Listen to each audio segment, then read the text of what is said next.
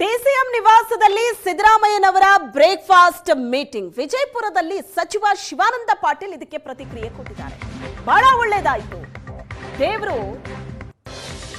ಒಳ್ಳೆ ಬುದ್ಧಿ ಕೊಡ್ಲಿ, ಈಗ ಎಲ್ಲವೂ ಸರಿಯಾಗಿದೆ ಅಂತ ಸಾಗರ ಕಾಂಗ್ರೆಸ್ ಶಾಸಕ ಹೇಳಿಕೆ ಕೊಟ್ಟಿದ್ದಾರೆ.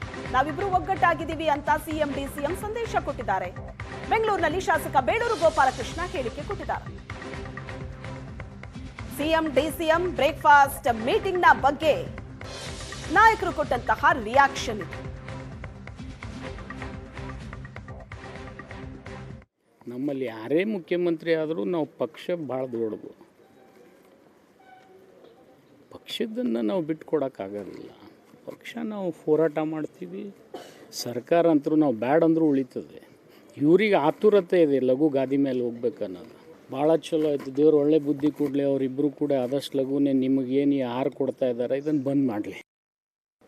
ನಮ್ಮಲ್ಲಿ ಈಗ ಸಂಪುಟ ರಚನೆ ಮಾಡಬೇಕಾದ್ರೆ ಇವ್ರ ಕೈಯಲ್ಲೇನಿಲ್ಲ.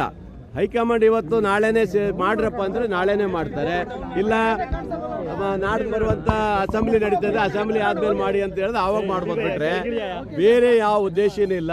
ಭಾಳ ಖುಷಿ ಆಯಿತು, ಇಬ್ಬರು ಬಂದು ಚೌಚೌ ಬಾತ್ ತಿಂದು ಈಗ ಒಳ್ಳೆ ನಾಟಿ ಕೋಳಿ ತಿಂದಿದ್ದಾರೆ. ಯಾರು ನೋಡಿ ಒಳ್ಳೆ ಕಥೆ ಆಯ್ತಲ್ಲ. ನಾನು ಒಬ್ಬ ಪ್ರಬಲವಾದ ಆಕಾಂಕ್ಷಿ ಇದ್ದೀನಿ. ನಾನು 3 ಸರಿ MLA ಆಗಿದ್ದೇನೆ. ನಾನು ಆಗಬಾರ್ದಂತ ಏನಾರು ಇದೆಯಾ? ನನ್ನ ಹಕ್ಕುಗಳನ್ನು ಬಿಂಬಿಸ್ತೀನಿ ಅಷ್ಟೇ.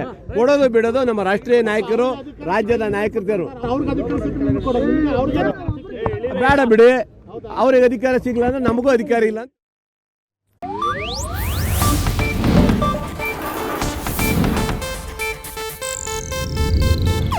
ಇದು ಏಷ್ಯಾನೆಟ್ ನ್ಯೂಸ್ ನೆಟ್ವರ್ಕ್ ಪ್ರಸ್ತುತಿ.